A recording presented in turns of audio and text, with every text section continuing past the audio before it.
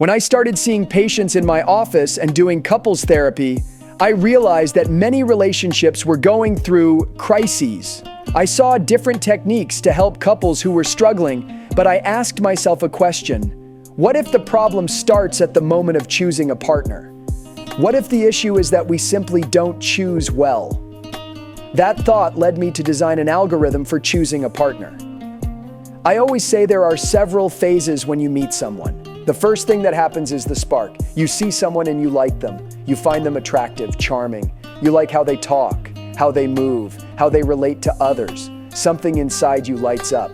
The second thing that must happen, and that 90% of people skip, is that you need to introduce intelligence into the process.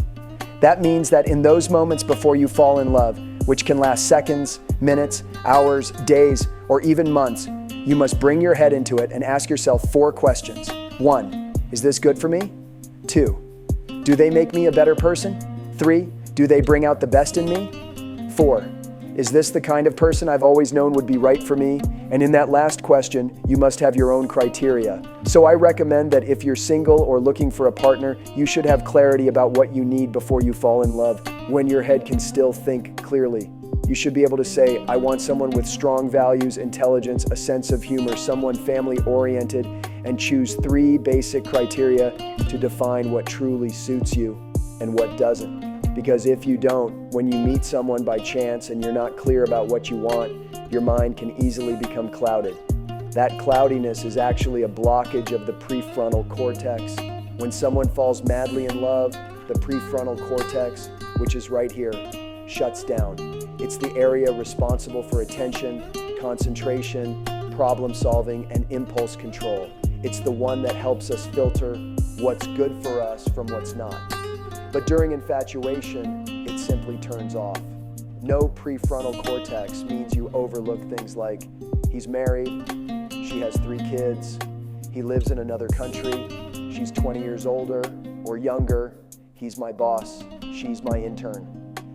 In that moment, none of it seems to matter, because when there's intense infatuation, the prefrontal cortex is out of the picture. So these are the 4 phases. 1, the spark. 2, the head. 3, falling in love. 4, the will. Many people jump straight from the spark to falling in love, skipping the head part, and that often causes trouble.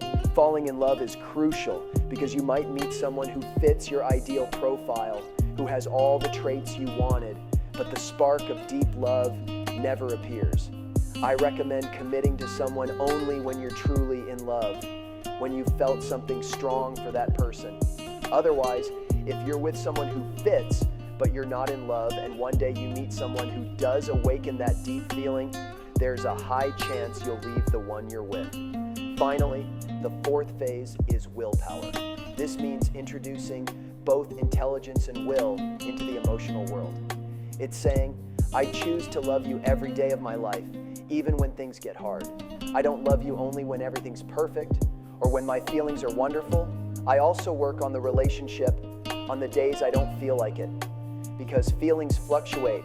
Some days you love someone deeply, and other days you feel tired, irritated, or distant.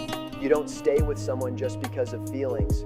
Willpower is the tool that helps you work on the relationship even when emotions waver. Through these 4 phases, we understand that intelligence helps us choose what little can be chosen in love, to filter everything that comes our way, identify what truly suits us, and build a healthy, lasting relationship over time.